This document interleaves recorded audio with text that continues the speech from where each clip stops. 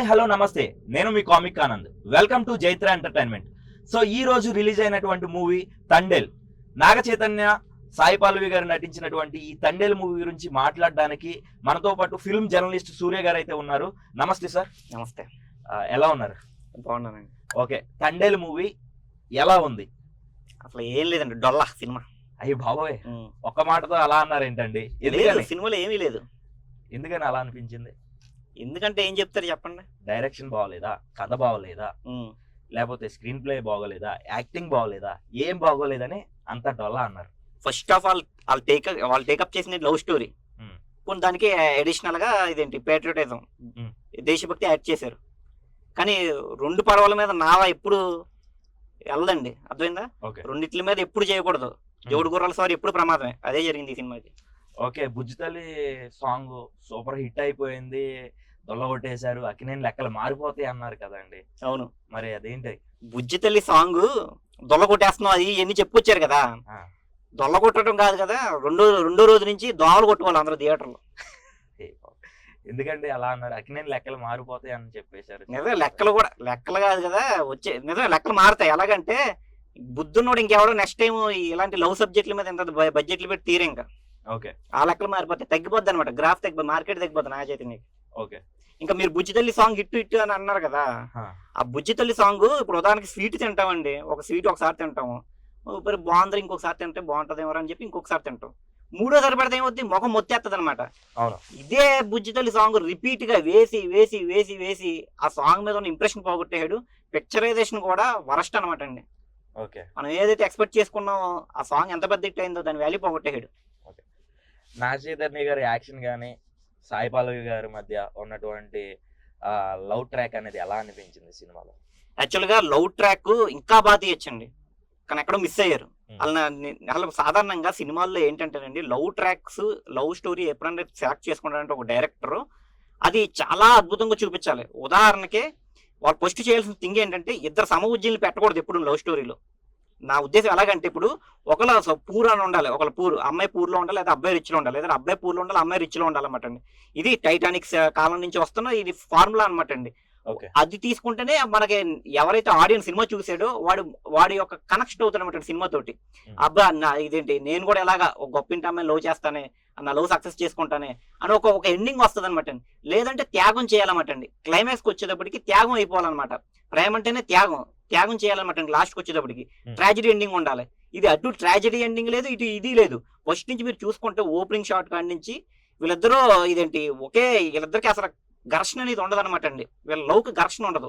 యాక్చువల్గా రెండు క్యారెక్టర్స్ ఉన్నాయనుకోండి, లవ్ చేసుకుంటున్న రెండు క్యారెక్టర్స్ ఉన్నాయనుకో, వాటి ఫ్రిక్షన్ ఉండాలి ఎప్పుడును. వాళ్ళ లవ్కి ఆటంకాలు వచ్చేయాలన్నమాట అండి, అడ్లు వచ్చేయాలి. ఎవరో ఒకరు విలన్ ఉండాలి, వీళ్ళ లవ్కి ఒకడు విలన్ ఉండాలన్నమాట అండి. ఇందులో విలనే ఉండడు ఎవడో. చెప్పాలంటే సాయి పల్లవే విలన్ అయిపోతుంది అనమాట. ఎవడో విలన్ లేడు కాబట్టి సాయి పల్లవి విలన్ చేస్తారు ఇందులో. ఏంటంటే వీళ్ళకున్న ప్రాబ్లం వల్ల, వీళ్ళ లవ్కి వచ్చిన ప్రాబ్లం వల్ల ఏంటంటే 9 నెలలు వేటకి వెళ్తాడు అనమాట అండి, 3 నెలలే ఉంటాడు ఇంటికాడ. ఇది వీళ్ళ లవ్కి వచ్చిన ప్రాబ్లం. దాన్ని విలన్ గా చేశారు. ఆ పాయింట్ పట్టుకుని సాయి పల్లవి ఇదేంటి, నువ్వు ఆ పని చేస్తాం మానే అంటది. అదేంటి, ఆడు బతుకుతారు, అది ఆడు మానేస్తే ఇంక ఎలా బతుకుతారు వీళ్ళందరూ? అది ఆడు చెప్తాడు, అర్థమేలా చెప్తాడు, దానికి హీరోయిన్ చెప్తాడు, ఇలా కాదు ఇది మనం నేను తండేలు రాజుని, నేను వేటకి వెళ్ళకపోతే నా మీద ఆధారపడి చాలా కుటుంబాలు ఉన్నాయి, వాళ్ళందరూ కడుపులు నింపేది ఎలాగా అని చెప్తాడు. అయినా సరే అర్థం చేసుకోదు అనమాట. ఏంటంటే ఏదైతే లవ్కి అంచేపు ఏంటంటే మూడో వ్యక్తి ఇదేంటి వీళ్ళ లవ్కి అడ్డుపడాలన్నమాట అండి. అప్పుడే ఒక ఫ్రిక్షన్ జనరేట్ అవుతుంది క్యారెక్టర్స్ మధ్యలో. ఇక్కడ ఏంటి, వీళ్ళిద్దరే ఎవరైతే ప్రేమికులు ఉన్నారో వాళ్ళ విలన్స్ గా మారిపోతున్నారు అనమాట. ఓకే, మీరేమో ఇలా చెబుతున్నారు, థియేటర్ల ముందు ఉన్న వాళ్ళందరూ కూడా చాలా బాగుందని రివ్యూస్ చెప్పే వాళ్ళందరూ చాలా అద్భుతంగా ఉందన్నారు. అసలు నిజంగా మీరు సినిమా చూసే చెప్తున్నారా? అసలు అంత బాగుందన్న సినిమా అని మీరు ఎట్లా చెప్తున్నారు నాకు అర్థం కావట్లేదు. సినిమా చూసారా? ఏమండి, ఈ మధ్య మొన్న ఫేక్ కమెంట్, ఫేక్ రివ్యూస్ గల అందరూ ఎక్కువైపోయి ఆడెవడ కమెంట్ పెట్టాడు అనమాట, ఇలా సినిమాలు చూడరాయల్లో అని ఒక కమెంట్ పెట్టాడు అనమాట. పిచ్చి కమెంట్స్ పెడుతున్నాడు అనమాట. ఆ గాడిదికి అర్థమయ్యేలా పెడుతున్నాడు. చూసుకోండి, మీరు సినిమా చూడకుండా ఎప్పుడు రివ్యూ చెప్పడం అనేది ఉండదు, సినిమా చూసే మాట్లాడతాం అనమాట. అసలు లవ్ స్టోరీ అంటే ఉదాహరణకి రీసెంట్ గా వచ్చిన ఉప్పిన తీసుకోండి, మీకు ట్రాజడీ ఎండింగ్ చూపించడం అంటే ఎవరో ఒకరు చనిపోవడం అనేది కాకుండా ఒక కొత్త ఫార్ములా కనుక్కున్నాడు. ఏంటి, తన అవయవాన్ని దానం చేసాడు అనమాట ప్రేమకి. అంటే దానం చేసిన సిచ్యువేషన్ వచ్చింది అనమాట. అంటే ఒక ట్రాజడీ ఉండాలన్నమాట అండి, త్యాగం ఉండాలి, ప్రేమలో త్యాగం మిస్ అయింది ఇందులో. అంటే ఇక్కడ దేశం కోసం రెండు ఒకటి ప్రేమ కోసం, రెండోది దేశం కోసం, రెండు వీటి కోసం పోరాడడం అయితే జరిగింది అని అంటున్నారు. అది ఎంతవరకు ఏంటని? అది దేశభక్తి చూపించాలనుకున్నాడు, అంటే అతను ఎంచుకున్న కాన్సెప్ట్ అలాంటిది, మనం ఏం చేయలేము. కాకపోతే ఆ రెండు మీద చేసినప్పుడు కత్తి మీద సామ్ అనమాట డైరెక్టర్ కి. తను ఏదైతే జోడు గుర్రాల స్వారీ చేసాడో అది వర్కౌట్ అవ్వలేదు, గుర్రాల నుంచి ఓడిపోయాడు, ఆ గుర్రాలే అతను తొక్కేసింది అనమాట అండి. ఓకే, దేశభక్తి గురించి పెట్టాడు సీన్స్. ఓకే. అసలు మన డిఎస్పీ గారు అసలు ఖడ్గం లాంటి సినిమాలకి ఏం బ్యాక్గ్రౌండ్ మ్యూజిక్ ఇచ్చారండి, అతను బ్యాక్గ్రౌండ్ మ్యూజిక్ ఇస్తుంటుంటే మనకి గూస్ బంప్స్ వస్తాయి అనమాట అండి. ఇందులో అలాంటి సీన్స్ కూడా పెట్టినా కూడా మనకి ఎక్కడ అంత దేశభక్తి ఫీలింగ్ రాదనమాట అండి. ఓకే, సంథింగ్ మిస్సింగ్ ఏంటంటే అంత సీన్ క్రియేట్ చేయబోయాడు మన మన డిఎస్పీ గారు మ్యూజిక్ ఇవ్వడానికి రెడీగా ఉన్నా సరే అంత అంత పేట్రియటిజం సీన్ క్రియేట్ చేయలేకపోయారు అనమాట. ఓకే, కొన్ని 2-3 సీన్లు పెట్టారు, ట్రై చేశారు, మరి చిల్లర పనులు చేస్తారు చూడండి, దానికి ఒక పెద్ద విలన్ తీసుకొచ్చారు ఏకంగా, పెద్ద బాడీ బిల్డర్ తీసుకొచ్చి పాకిస్తాన్ అతను బాడీ బిల్డర్ లాంటి ఒక పెద్ద మనిషిని పెట్టేసి అతని చేత చిల్లర పనులు అన్నమాట. ఏంటి పేరు రాసి దాని మీద టాయిలెట్ పోయించడం, ఎప్పుడు చిన్నప్పుడు టైంలో చేసిన హరాస్మెంట్స్ అన్నమాట, ర్యాగింగ్, చిన్న ర్యాగింగ్ లాంటివి పెట్టారు అనమాట. ఓకే. అయితే డిఎస్పీ గారు అయితే ఆయన వరకు న్యాయం చేశారా? డిఎస్పీ గారు మన పేర్లు ఎట్టాల్సిన పని లేదండి. అసలు ఆయన పాటలు ఏంటి, అసలు అద్భుతం పాటలు. నేను చెప్పాలంటే ఇదేంటి కొద్దిగా తర్వాత ఎక్కుతాయేమో ఆజాద్ సాంగ్ అదిను, ఆజాదీ సాంగ్ ఉందా తర్వాత ఎక్కొచ్చేమో, ఐలేస సాంగ్ మనకి బయటకు వచ్చాక కూడా ఇంకా వినాలనిపించేలా ఉంది సినిమా చూసి వచ్చిన తర్వాత. నాగ చైతన్య గారికి మళ్ళీ ఇది ఒక ఎదురు దెబ్బ అని అనుకోవచ్చా?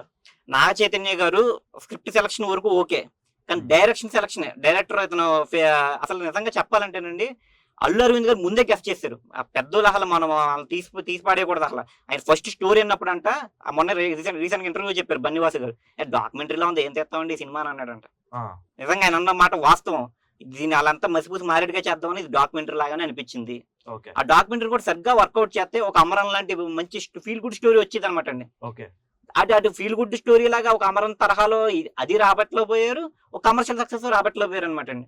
దీనివల్ల ఏంటంటే నాకు అనిపించింది ఏంటంటే బన్నీ వాసు ఒక తప్పుడు నిర్ణయం తీసుకుని అల్లు అరవింద్ గారు బలవంతంగా ప్రాజెక్ట్ చేసి బలవంతం చేసి మరి సినిమా ప్రొడ్యూస్ చేయించారు. అందుకే ఆయన ఇదేంటి జస్ట్ ఆయన సమర్పణ పడింది కానీ ఆయన ప్రొడ్యూసర్ అని పడలేదు. అంటే ఆ బ్యాడ్ నేమ్ ఆయన రాకుండా బన్నీవాస్ గారి పేరు ఒకటి వచ్చింది అనమాట. బన్నీవాస్ గారు ఇప్పుడు ఇదేంటి ఇప్పుడు నుంచి కష్టపడతాడు నాకు తెలిసి, ఎందుకంటే ఇప్పుడు అంతా తెలిసిపోతుంది, ఫస్ట్ రోజు తెలిసిపోతుంది సినిమా ఎలా ఉంది ఏంటనేది. ఇంక 2 రోజుల్లో దాన్ని మసిపూసి మారేడుగా చేసి పెట్టిన పెట్టుబడి రాబెట్టాలి కదా, అందుకని ఫేక్ ప్రమోషన్ స్టార్ట్ చేస్తారు. మీరు ఫేక్ రివ్యూస్ అన్నాను, ఫేక్ రివ్యూస్ అని బయట చెప్పే వాళ్ళందరూ బన్నీవాస్ మనుషులు అందరూ. ఓకే, టోటల్ గా ఈ మూవీలో ప్లస్ పాయింట్స్ ఏంటి, మైనస్లు ఏంటి? ప్లస్ పాయింట్స్ వచ్చేసి ఇదేంటి కొన్ని సీన్స్ చాలా ఎక్సలెంట్ గా తీశారండి. ఉదాహరణకి మనకి ఇదేంటి చిన్న మైన్యూట్ సీన్స్ అనమాట అండి. ఎప్పుడైతే ఒక అబ్బాయి అమ్మాయిని ఎవరైతే ప్రేమలో ఉన్నారో వాళ్ళు చేయి తాగ్గానే రోమాలను నిక్కపుడుచుకుంటాయి అనమాట అండి. అవి ఏంటంటే మన ఫీల్ అవుతేనే తెలుస్తుంది అనమాట అండి, సాధారణంగా లవ్ లో పడిన వాళ్ళకే తెలుస్తుంది. అలాంటి చిన్న మైన్యూట్ సీన్స్ కూడా చాలా బాగా ప్రజెంట్ చేశాడు అనమాట అండి. నెక్స్ట్ హీరోయిన్ న్యాచురల్ గా యాక్ట్ చేశారు అనకూడదు, నిజంగా జీవించారు అనమాట అండి. నిజంగా అసలు వాళ్ళ ప్లస్ పాయింట్స్ అదే, వాళ్ళ నటన ప్లస్ పాయింట్స్.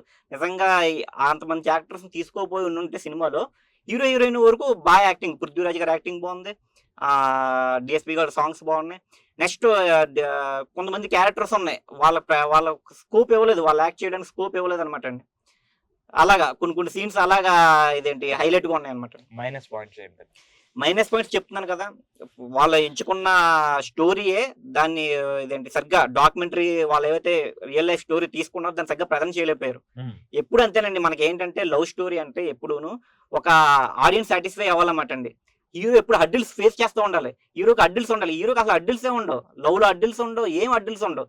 పోనీ నాయకుడిగా తండేలు నాయకుడిగా ఎలా ఎదిగాడు అని దాంట్లో అడ్డిల్స్ ఏమైనా ఉన్నాయంటే చాలా ఈజీగా వచ్చేస్తుంది దానికి తండేలు పొజిషన్, ఒక చిన్న ఫైట్ తోటి వచ్చేస్తుంది.